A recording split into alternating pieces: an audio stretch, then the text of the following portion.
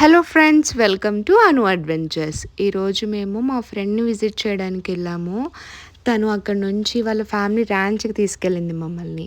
Ranch అయితే కొంచెం దూరమే ఉంది, కానీ అక్కడికి వెళ్ళిన తర్వాత ఇట్స్ ఆల్ వర్త్ ఇట్ అనిపించింది ఆ ఫ్రూట్స్ అండ్ ఫ్లవర్స్ని చూసి. ఎందుకంటే వాళ్ళు వీటిని ఏ కెమికల్స్ యూజ్ చేయకుండా అన్నీ న్యాచురల్గా పండిస్తున్నారంట.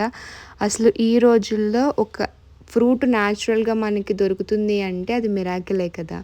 అసలు ఈ పీచెస్ ఎంత టెంప్టింగ్ ఉన్నాయంటే నేను అసలు వెయిట్ చేయలేకపోయాను ట్రై చేయడానికి. అండ్ ఎందుకంటే బర్డ్స్ వీటిని మస్తుగా ఎంజాయ్ చేస్తున్నాయి. మీరు ఎప్పుడైనా పీచెస్ అండ్ పేర్స్ని ట్రై చేశారా? ట్రై చేస్తే మీ ఫేవరెట్ ఫ్రూట్ ఏంటి అనేది కామెంట్ సెక్షన్లో కామెంట్ చేసేయండి.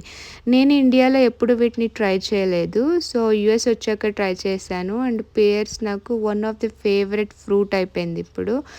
అండ్ సాన్వి సాహన్కి పీచెస్ చాలా ఇష్టం. అది కూడా సీజనల్ ఫ్రూట్ కాబట్టి వాళ్ళు చాలా ఎంజాయ్ చేస్తారు. అండ్ నేను ఫస్ట్ టైం ఒక హనీ బీని చాలా దగ్గర నుండి చూశాను. సో చాలా హ్యాపీగా అనిపించింది. సో మా ఫ్రెండ్స్ని అడిగాను అసలు ఏంటి వాళ్ళ కాన్సెప్ట్, ఇన్ని ఫ్రూట్స్ అండ్ ఫ్లవర్స్ని ఏం చేస్తారని. సో వాళ్ళు బిజినెస్ ప్లాన్లో ఉన్నారంట. సో అసలు న్యాచురల్ ఫార్మింగ్ ఎలా వర్కౌట్ అవుతుంది అనేది ట్రై చేస్తున్నారంట.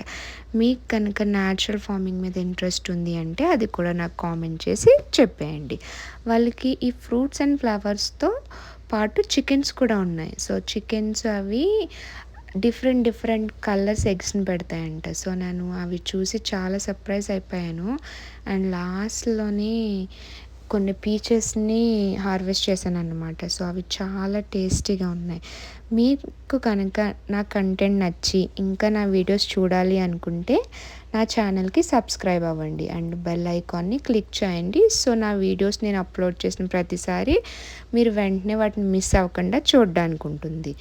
And thank you all for your support. And I'll see you guys in next video. Bye.